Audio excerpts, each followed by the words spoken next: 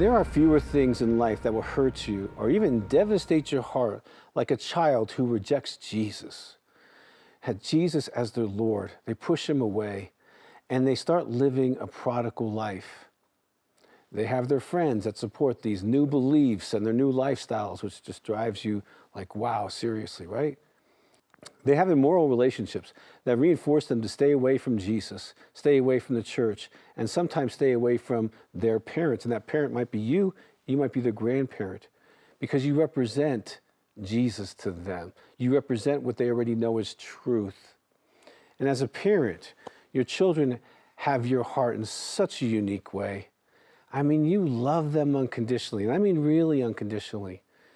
You have worked so hard to provide so much for them and giving them your time, giving them your resources so that they could have a better life than you. I know that's what I wanted to do, and that's what everyone watching wanted to do who has a child.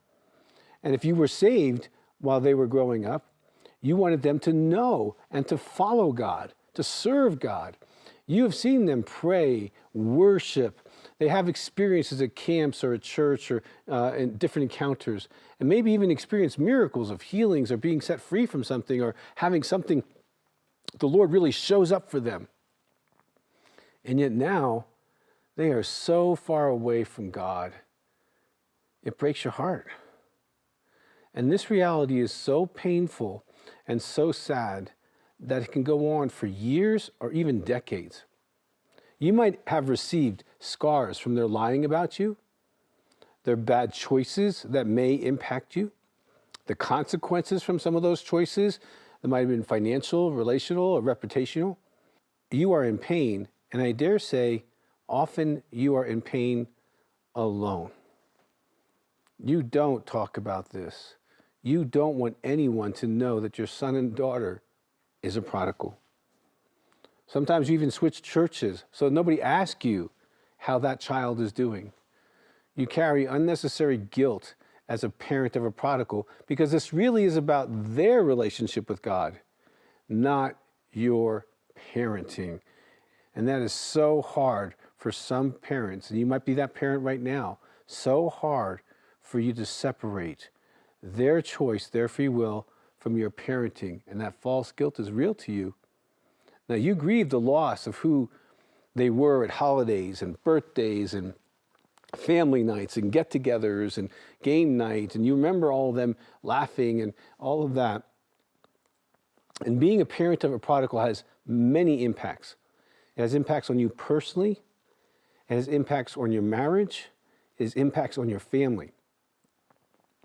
Having a prodigal as a child is like having an addict who keeps destroying themselves, and you're watching their life just wither and dry up and become sad right in front of you in real time, and you're feeling totally powerless to do anything. It's like you're watching them go down a rainy road, and right in front of you, you can see they're hydroplaning, and they're gonna go off the road, and it's gonna be really bad if they do, and you're in this angst about that.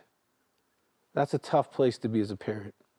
Now, you don't have to be alone in this process, and being alone is probably the worst thing you can do for yourself.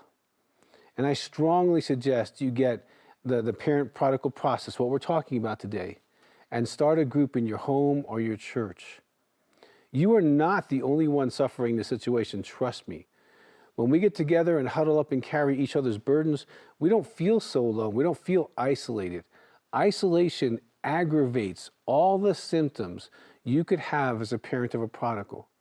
Now remember, the Word of God places 100% of responsibility for their choices on them, and not you, and not even your spouse.